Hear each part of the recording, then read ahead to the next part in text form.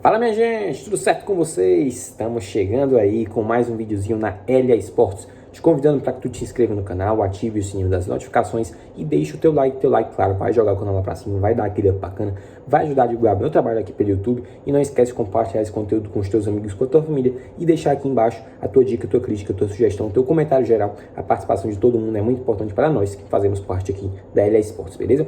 No vídeo de hoje vamos repercutir esse jogo pela Libertadores entre Corinthians e Deportivo Cali. Já adianto para vocês que esse jogo terminou por 0-0, mas não foi aquele 0-0 chato, né, galera? Foi um 0-0 bem movimentado, com grandes chances criadas, inclusive 2 pênaltis perdidos que a gente vai falar aqui ao longo dessa análise, beleza? Claro, o empate por 0-0 não é um mau resultado para o Corinthians. Se esperava até que, pelas chances criadas, o Corinthians pudesse vencer, mas não foi o que aconteceu. O Corinthians desperdiçou muitas chances, é um problema que o Vitor Pereira, inclusive, tem que resolver. O problema das finalizações do Corinthians, a gente espera que o Corinthians melhore isso para os próximos compromissos, claro. E, detalhe, mesmo com esse empate, o Corinthians mantém a liderança do seu grupo na Libertadores. Vou até dizer logo para vocês que o Corinthians é o líder com 7 pontos, vem logo atrás o Boca com 6, o Deportivo Cali é o terceiro com 5 e o Always Ready vem logo em seguida na lanterna com 4 pontos. Lembrando para vocês que o Boca venceu o Always Ready, né, pelo placar de 1-0, o jogo esse que aconteceu lá na Bolívia, o Boca venceu fora de casa. Eu destaco de antemão, gente, que esse foi um jogo muito equilibrado, em especial no segundo tempo. Na nossa análise, a gente priorizou o quê? Que nesse segundo tempo, a equipe do Deportivo Cali foi melhor na primeira parte do segundo tempo e o Corinthians foi melhor na segunda parte do segundo tempo, beleza? Mas, claro, é um ponto importante, porque o que é interessante é vencer dentro de casa e não deixar de pontuar fora. Isso que é o mais importante. Mas ainda fica muito aquele problema que está desde a primeira rodada, que o Corinthians poderia ter conquistado pontos também contra a equipe do Always Ready, que é, em tese, o azarão do grupo. E, claro, foi lá e acabou sendo derrotado pelo placar de 2-0 naquela atuação apática, né, na estreia do Timão nessa edição da Libertadores, beleza? E, claro, a gente tem que falar dos problemas das finalizações do Corinthians. No primeiro tempo foram muitas chances criadas, principalmente com o Gustavo Mantuan. No segundo tempo, o goleiro do Deportivo Cali fez boas defesas, sim, mas também teve o problema das finalizações, principalmente na cobrança de pênalti ali do Fábio Santos, que a gente vai falar já já, e também no lance seguinte, em que o próprio Fábio Santos acaba desperdiçando uma chance muito importante. Então, se o Corinthians tivesse caprichado um pouco mais nas finalizações, poderia até ter construído uma vitória tranquila por 2-0, talvez, beleza? Uma notícia triste, né, para o torcedor corintiano: o Fagner saiu machucado aos 4 minutos e o Lucas Piton substituiu, né? Até um pouco estranho, a gente está acostumado a um jogador mais destro atuando como lateral esquerdo do que um jogador canhoto atuando pelo lado direito. Mas achei até que o Lucas Piton acabou se virando bem pelo lado direito. E o Cássio, mais uma vez, né, gente, importantíssimo no jogo, ídolo do Corinthians, né, um dos maiores jogadores da história, não tenho dúvidas disso. E ele, mais uma vez, é decisivo para o Timão. Quando o Timão precisa dele, ele está lá. Essa que é a grande verdade, porque ele defendeu o pênalti cobrado ali pelo Theo Gutierrez, o capitão da equipe do Deportivo Cali, cobrou o pênalti, o Cássio foi lá, defendeu e salvou a equipe do Corinthians. E esse pênalti defendido do Cássio, né, foi o primeiro na temporada, de um total de 22 cobranças defendidas pelo goleiro corintiano, já em cobranças de pênalti, beleza? E não só as defesas do pênalti, mas também boas defesas, principalmente no primeiro tempo, em que a bola foi chutada, desviou ali no zagueiro corintiano e por pouco não matava o Cássio. Ele fez ali uma defesa espetacular, então ele sendo um jogador decisivo. Inclusive, adianto para vocês, foi o craque do jogo na nossa análise aqui, beleza? Mas não foi só o Cássio que participou ativamente. O goleiro também do Deportivo Cali, o De Amores, participou de maneira muito intensa também, principalmente ali no segundo tempo, numa cabeçada do Jô, em que ele foi buscar. O Jô fez tudo certinho, uma cabeçada pro chão, aquela como manda ali o manual do centroavante, digamos assim. Cabeceou muito bem e o De Amores foi buscar, ele também foi muito importante aí para assegurar esse empate aí diante da equipe do Corinthians, beleza?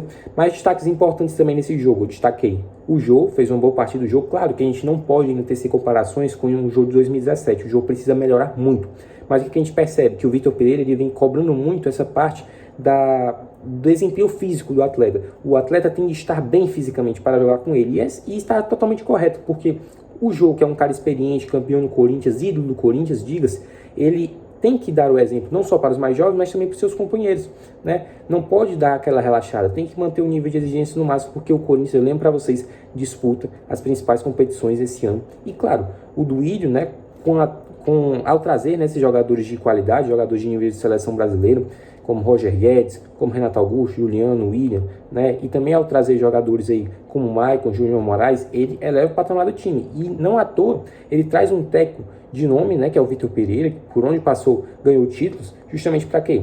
Para que a equipe do Corinthians, não somente nessa temporada, mas nas próximas subsequentes, brigue por títulos e esteja ali no topo, não só do Brasil, mas também do continente americano, beleza?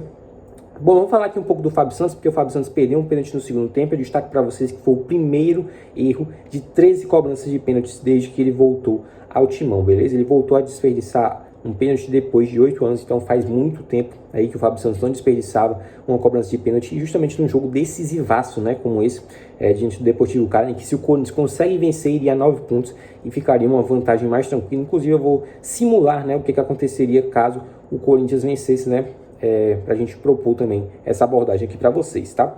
E ainda, eu destaco para vocês que, além desse pênalti perdido pelo Fábio Santos, ele desperdiçou uma chance incrível ali no final do jogo. O Lucas Piton faz um cruzamento, o Júnior Moraes faz ali o porta-luz e o Fábio Santos de perna direita finaliza, a bola passa no cantinho do goleiro do Deportivo Cali. Ele também desperdiçou uma grande chance aí no final do jogo. O Corinthians empilhou chances e poderia sim ter saído com a vitória, mesmo jogando fora de casa, beleza? Um destaque importante que aí eu dou palmas, né, parabenizo o Vitor Pereira, é que com as entradas do William e do Renato Augusto e depois ali do Gil e do Júnior Moraes, a equipe do Corinthians melhorou. Foi para um esquema ali com 3 zagueiros, com o Raul Gustavo, o João Vitor e o Gil, e ele espetou os laterais, né, o Piton e também o Fábio Santos, o Renato Augusto caindo mais pela direita, protagonizou boas tabelas com o Lucas Piton. Então gostei dessa variação de tática do Vitor Pereira. O Corinthians melhorou, né, com a entrada desses jogadores. Esperava-se até que o Gil entrasse ali na vaga do zagueiro amarelado do Corinthians, né, mas não foi isso que aconteceu. O Vitor Pereira surpreendeu e melhorou o time do Corinthians, empilhou chance, e foi a partir dessas mudanças, no caso, que saiu também o lance do pênalti desperdiçado pelo Fábio Santos, beleza? E eu destaco também para vocês a atuação do Júnior Moraes. A nossa percepção, né, na nossa análise também, foi a melhor atuação do Júnior Moraes com a camisa do Corinthians. Claro que ele ainda não chegou ao patamar que ele estava no Shakhtar, né, onde ele era um dos melhores jogadores, o patamar que ele também chegou na seleção ucraniana, mas o Júnior Moraes é um jogador que pode ser muito importante para o time do Corinthians, para ele ser esse camisa 9, está disputando ali com o Jô, mas nesse momento aparenta que o Jô leva vantagem, mas o Júnior Moraes não fez um jogo ruim. Ele recebe uma boa bola do Fábio Santos no lance do pênalti, dribla o goleiro e ele acaba sofrendo o pênalti, né? O Júnior Moraes sofre o pênalti do goleiro e o Fábio Santos cobre, acaba desperdiçando, e logo em seguida, né, poucos minutos depois, ele faz um bonito porta-luz e o Fábio Santos acaba desperdiçando a jogada, né, o lance que a gente comentou há pouco. Então foi um bom jogo do Júnior Moraes na nossa percepção, beleza? Então, o próximo compromisso do Corinthians é contra a equipe do Bragantino pelo Brasileirão, jogo esse que acontece no domingo às 18 horas, né, às famosas 6 horas da tarde, beleza? E é um jogo muito importante, porque o Bragantino está ali coladinho no Corinthians na tabela do campeonato. Corinthians líder e o Bragantino vice-líder, à distância ali de somente um único ponto. Eu falei para vocês que eu iria simular, né, no caso, o que aconteceria caso o Corinthians vencesse. O Corinthians estava com 6 pontos e, no caso, com o empate ele foi a 7. Se ele vencesse, iria a 9. Então a distância ficaria ali de exatos 3 pontos para o segundo colocado e de 4 pontos para, na verdade, de 5 pontos para o terceiro colocado, porque o Deportivo Cali iria ficar com 4 e o Corinthians iria a 9. Então a distância seria de 5 pontos, na verdade, para o terceiro colocado. Então o Corinthians teria 6 pontos em disputa, já que joga a próxima partida pela Libertadores lá na Bombonera, um jogo importantíssimo. Não é um jogo da vida, mas é um jogo muito importante, em que o Corinthians pelo menos sair lá com um empate é muito importante. E no caso também tem o último jogo pela última rodada aí da fase de grupos contra o Always Ready lá na Neoquímica Arena. Então seria 6 pontos a serem disputados e uma distância de 5, então o Corinthians estaria numa situação mais confortável. Mas Libertadores é assim, não tem tempo mais para lamentar e pensar nos próximos jogos, nos próximos compromissos. Então a gente repercute aqui mais um empate do Corinthians nessa Libertadores. Na verdade, o primeiro empate do Corinthians na Libertadores, uma campanha aí do Timão com 2 vitórias em casa, né, contra o próprio Deportivo Cali e contra o Boca Juniors, um empate agora contra o Cali fora de casa e a derrota para o Always Ready lá na estreia. Então a gente vai repercutindo aí o dia a dia do Timão, falando dos próximos jogos, dos próximos compromissos, as informações que vão chegando, e a gente repercute, claro, tudo aqui para você na LA Esportes. Se você gostou desse vídeo, se você gostou desse conteúdo, curte, comenta, compartilha com os teus amigos, com a tua família. Deixa aqui embaixo tua dica, tua crítica ou tua sugestão. A participação de todo mundo é muito importante. Fica um abraço, um grande beijo para todos os fãs de esporte da LA Esportes. Grande abraço, galera. Valeu!